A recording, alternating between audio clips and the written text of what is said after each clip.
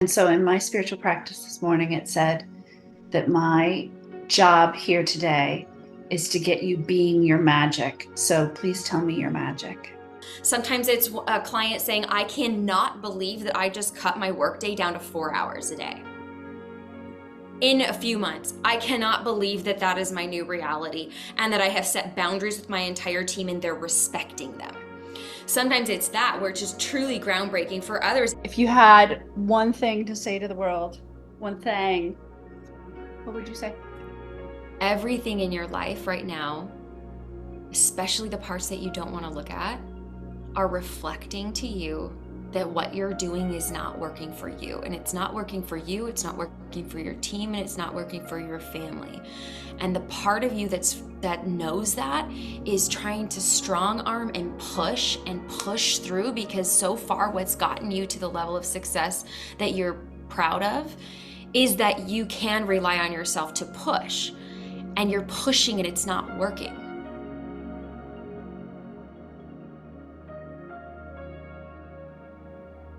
We're trying to play a game like a pawn in a game of chess when you're actually the queen. And you're playing by an old set of rules, and it's not your fault. It's not your fault why you are playing this way.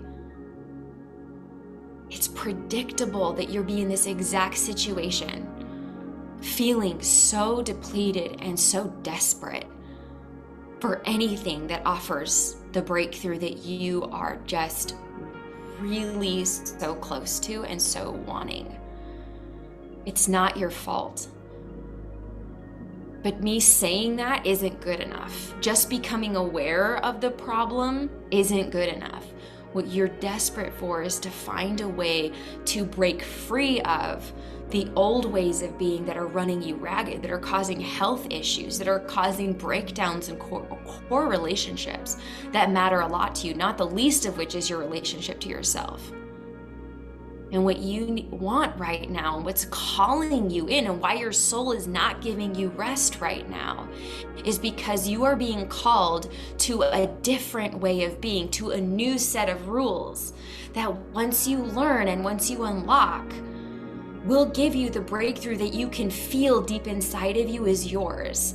It's already yours. That's why you're up at night working. That's why you're constantly Googling for the next breakthrough and reading the books and doing the podcasts and trying so hard to somehow hear the one thing you're supposed to hear. What if the one thing you were supposed to hear is, it's not your fault and there's something you can do about it? But it's going to require you to learn a totally different way to play the same game you're playing right now. And if you're daring enough, and if you're courageous enough, you're going to not only learn how to do this for yourself, you're going to be able to help other people do it for them.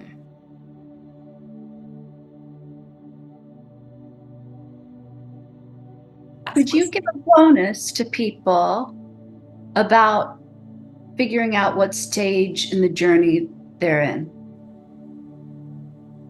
Oh, that's a great idea. I think that would be beautiful. Yes. Yeah. And so talk a little bit about the Payton before and the Payton now, because it was so much fun to watch the videos of you with long hair. And I believed that I was a role model for women because I had done things like build a 7-figure business by the time I was 30, which put me in the top 2% of female entrepreneurs. I had a team around me. I had all these things. I had been consulting 7, 8, 9-figure business owners in my 20s. And I thought that all of those things would really create a very positive experience for me. I mean, I really believed that a recipe for my success was to be the shining star on whatever team I was in whatever room I was in, to be the person that people would ask for my advice. And so I thought that that was going to be, for me, the ultimate. And outside of a significant period of denial around that, the reality was I was in my core, I was deeply insecure, which is funny because anyone that would have known me would have said, you're a highly confident person, but I was fronting with a facade of confidence. And what I was doing was I would undermine my husband to my team members, who was my business partner at the time, all of which was about me trying to be the brilliant one, like I know better than everybody. So I would undermine people. A lot of what I had done to become successful, to build our business to the level that it was, to work with 6, 7, 8, 9-figure CEOs, was manageable, because I am the kind of person who maybe, like many of us, actually loves to work. I actually could work 14 hours straight and love it. And I did in all of my 20s. I worked 80 to 100 hour work weeks. And a lot of times I didn't feel victimized by that. I felt lit up in a lot of ways by that until I became a mom. And the first time I held my daughter in my arms and I looked into her perfect little squishy newborn face with strong alien vibes, and I looked at her and I just said, I really want to be the kind of mom that she can be proud of. And she's not going to be proud of the mom that hit this amount in her business and was on this cover of this and was on Forbes Business Council, or whatever thing I was chasing that was really important to me. She's not going to care about any of that. She's going to care about a mom that's present, that's anchored, that's grounded. And I didn't know how to be that woman.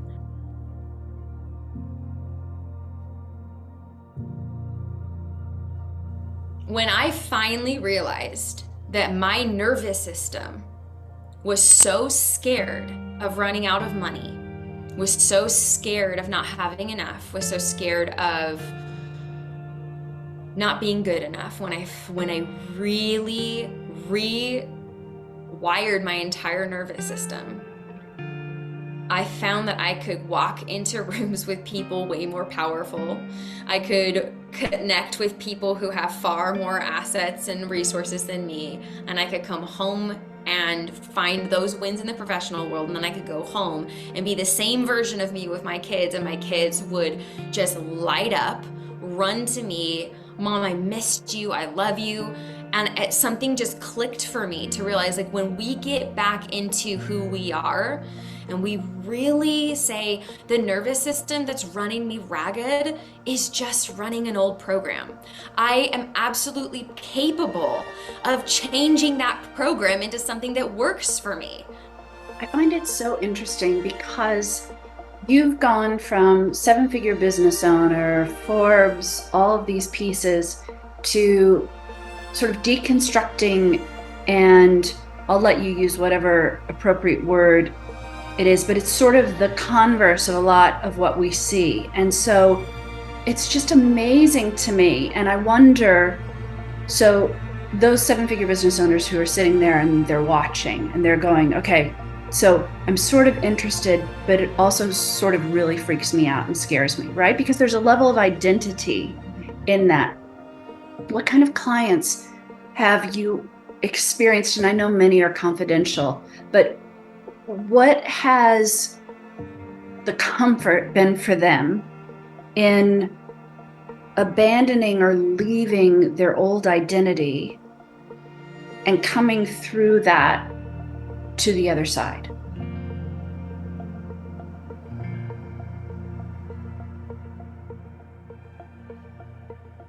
One of the hardest identity shifts that's critical to moving from who you have been to who you want to be is understanding that when you are powerful in your dysfunction, it is the hardest to leave behind. And most of the women that I work with have been powerful in their dysfunction. So when we're talking about shifting out of a powerful identity, even if behind the scenes it's depleting and draining and causing you to show up as a version of you you're not proud of and don't like, there's a lot of trepidation around ditching this powerful version for what? Well, as leaders, we know that we are always managing to the void. If you're doing your job well, you are always expanding and pushing into who knows what. But you have to find a way to fill it so that people underneath you can backfill into expansion underneath you and stay with your organization. The thing that now scares you the most is not seeing what that version of you in this reality could actually become. Say that again for the people in the back. And we need to hear it again, please. What started off as being scary, the idea of ditching an old version of you in favor of a new version of you, is no longer scary. There's a point in this journey where the thing that's the most terrifying is you not showing up as this expanded, powerful, energetically aligned version of you, and the world having to miss whoever that person is in this world. That's the part that's the scariest.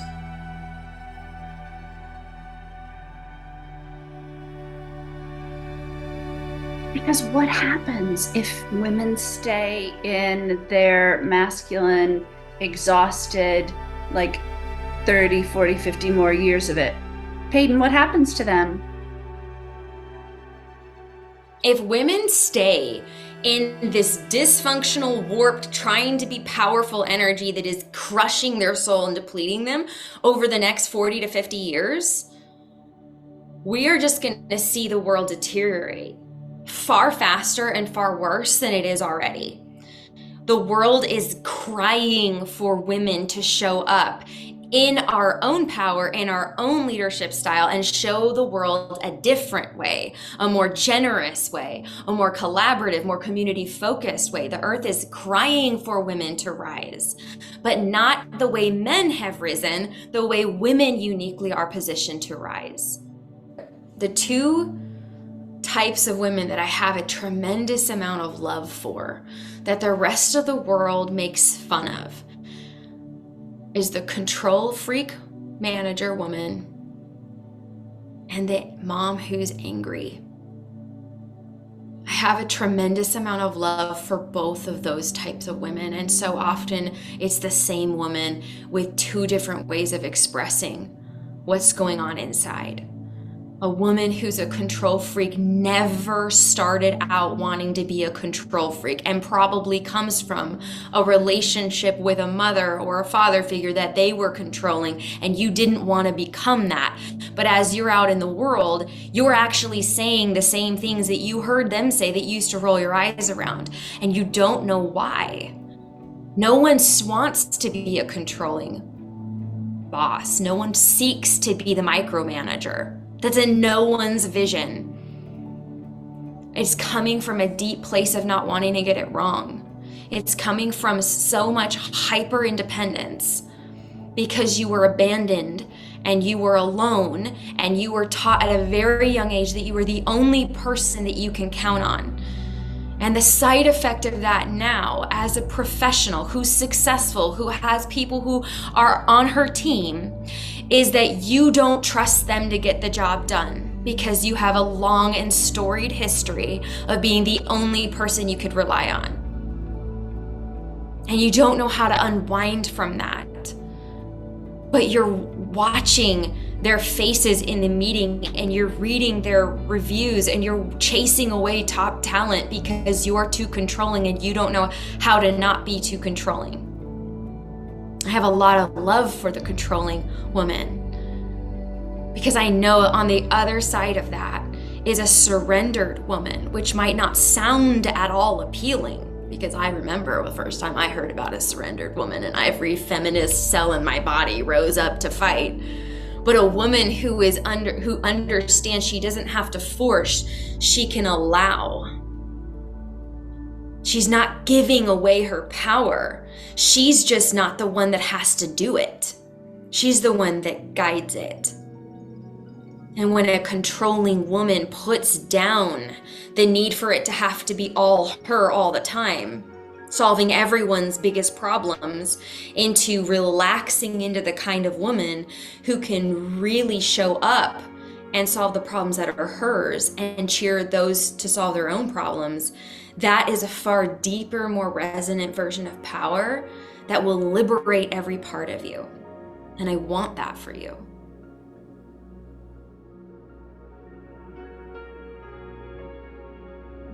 And then the angry mom, the mom that's so burdened in guilt of not being good enough, not cooking good enough food, not figuring out their kids' problems, trying to be a therapist with their pocket therapist in their hands, trying to change the pattern, fix all the generational trauma, heal themselves and heal their kids. And it's just stacking all of these expectations onto her. She's imploding on the very humans she is the most committed to not failing.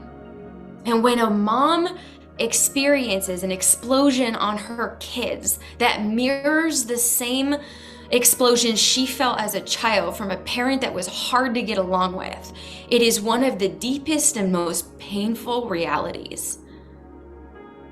And to realize I'm unhinged and I am taking my pain out on the very people that I am trying to pave a safer and better path for. It is isolating, it is alone, and one of the biggest lies is that you're alone in that. You're not.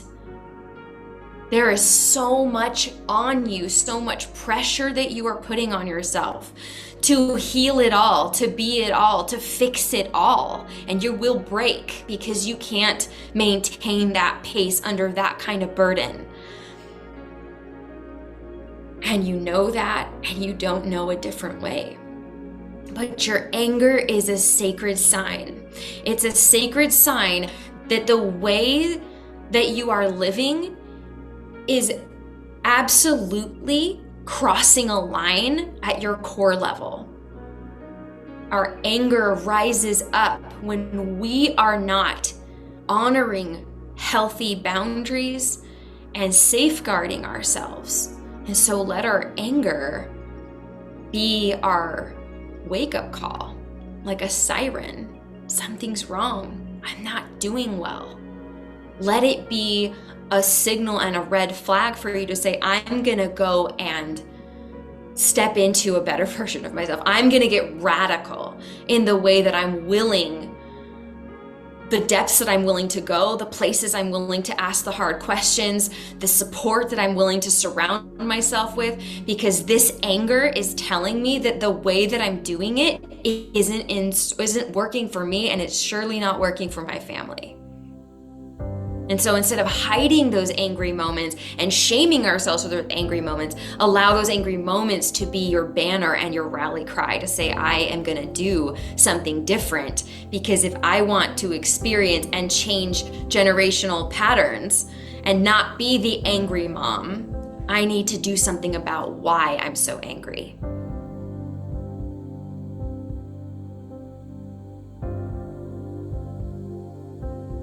And for those controlling, angry women that come to you, what are outcomes? What changes? And we get to work together on cracking that tough exterior that thinks it's protecting you, but what it's doing is blocking and shielding you away from seeing the beauty in the world, to seeing the ability to be supported, to be loved. What I love the most is allowing a woman to feel safe enough to soften into understanding and feeling self-compassion and feeling self-love again. So much of what's behind the angry mom is losing yourself in the service of everyone but yourself. There's so much deep self-betrayal for the angry mom. And when it comes to the controlling woman, never feeling safe enough to relax, because relaxing feels vulnerable. It's about learning how can you simplify, relax, and be powerful. It's not an exchanging of your power, it's understanding a far more expansive power. And when we can love ourselves and not betray ourselves and find that you can be powerful and soft, we fall in love with that version of ourselves. And that's when we start looking back at pictures of ourselves or emails we used to write or a voice memo we used to say, and we go, I don't even recognize that version of me, because she was so bound down. She was so afraid. She was so trapped.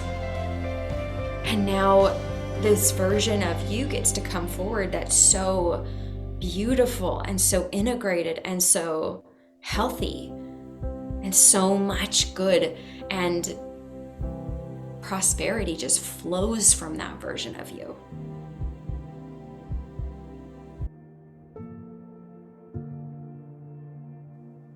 And rather than controlling and angry, they become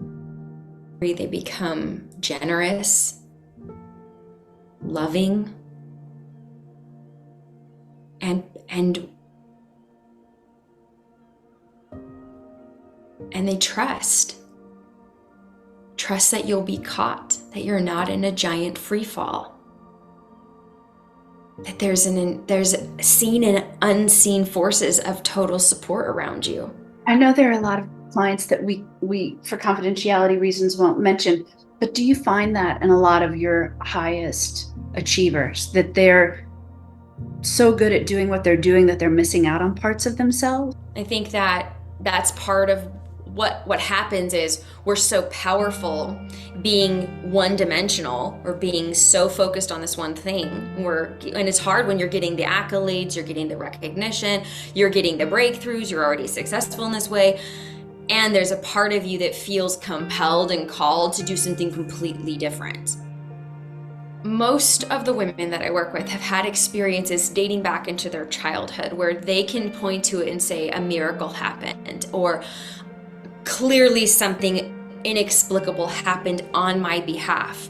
That was really magical to me. But it became kind of boxed into a situational, off-the-cuff, random occurrence. And there's a deep knowing in these women that what you touch can turn to gold.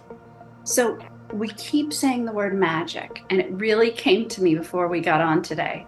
So please talk to me about magic. But at the deepest level, tell me your secret about magic. It's almost a type of sunglasses that you could put on, and you just start to see that the world around you is one giant miracle, one giant place of magic, and it becomes Alice in Wonderland almost. To me, magic is a viewpoint, and it's something that's all around you, but you do have to curate your ability to see it. And you have people who also have huge businesses and continue to do really well in their huge businesses and don't want to monetize anything else, yes? Yeah.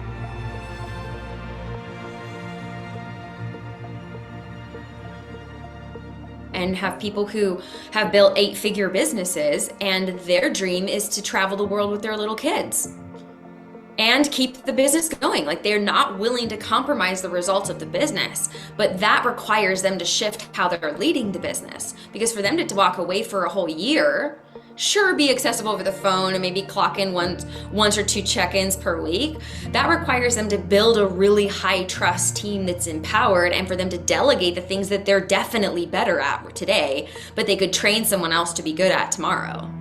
So they have, like, the version of them that's leading doesn't provide the fast answer, but asks a better question. There's so many different tools that we can support in saying, how are you, if you're really trying to empower your team to get better results with themselves than you're getting on your own, or at least the same, then you have to become a coach of your own people.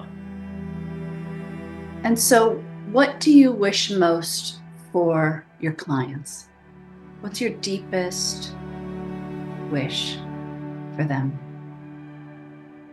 My deepest wish for you is that you connect to the part of you that's deeply wise, deeply on mission here. And you connect to the part of you that it wants to be in such high service to the world, which requires you to move out of survival mode into ability to thrive.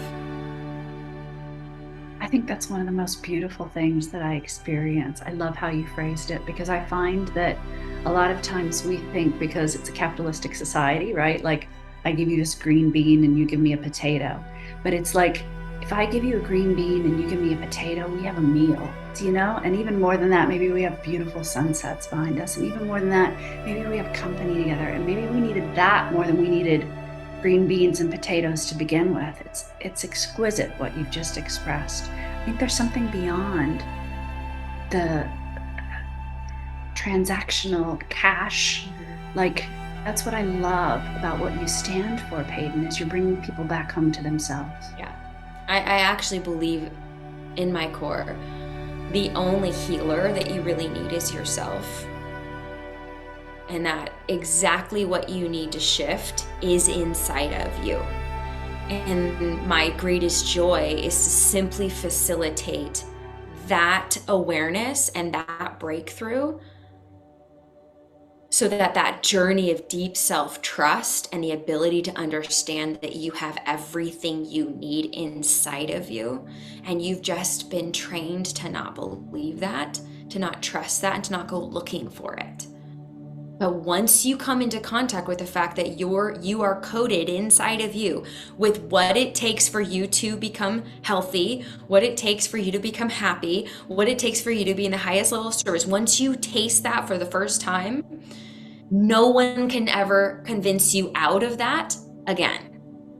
Because you'll know that you've got to come home. You are your true north.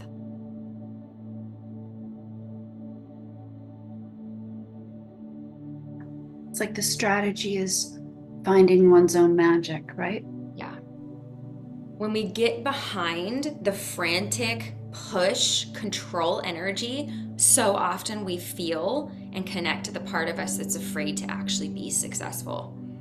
That's my favorite place to meet somebody, is when they're running self-sabotaging patterns, because they have a calling on their life that is so big and so scary that they are shrinking from it. But they're just brave enough to give it a voice, to say, I think there's something bigger in me. And for me, the greatest joy is to work that out and to pull that out, so that they can step into the version of them without fear, and then without faking it either. I think that there's a lot of bypassing that can go on, and it's not bypassing the part of you that's afraid. It's meeting the part of you that's afraid, and then seeing the expansion that's possible. I love that.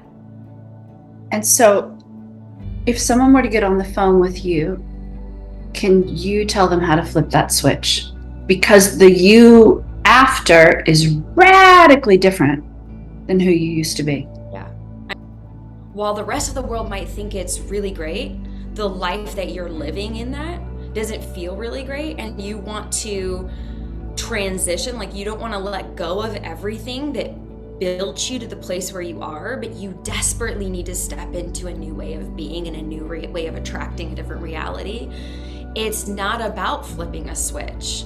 It's about integrating all parts of you into one cohesive and grounded and freeing version of you that you probably have never given yourself the opportunity to experience before. And so it's softer, it's nuanced, it's not a switch that you flip, because that's what we've been doing, is constantly flipping switches and compartmentalizing all pieces of us until we're just, all of our magic is scattered into all these little small bits of a fragmented version of us.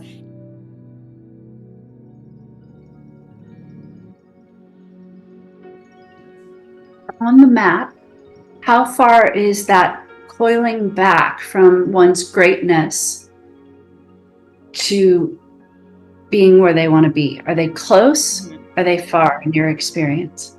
The more you feel yourself retracting and shrinking from the very thing that you know you want and need, that's when you know you're ready for you're about to break through. And in fact, I believe that the more fear that you have and the more contraction that you have, oftentimes it's because you know that as much as you're contracting, it's possible for you to expand tenfold. And so we're taught in our life to question contraction as, well, you shouldn't do that.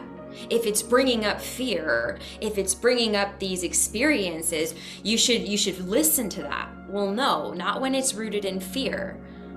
When it's rooted in fear, that's where you go deep. That's where you transmute that. That's when you work with that and turn it into a place of expansion and love at the highest level.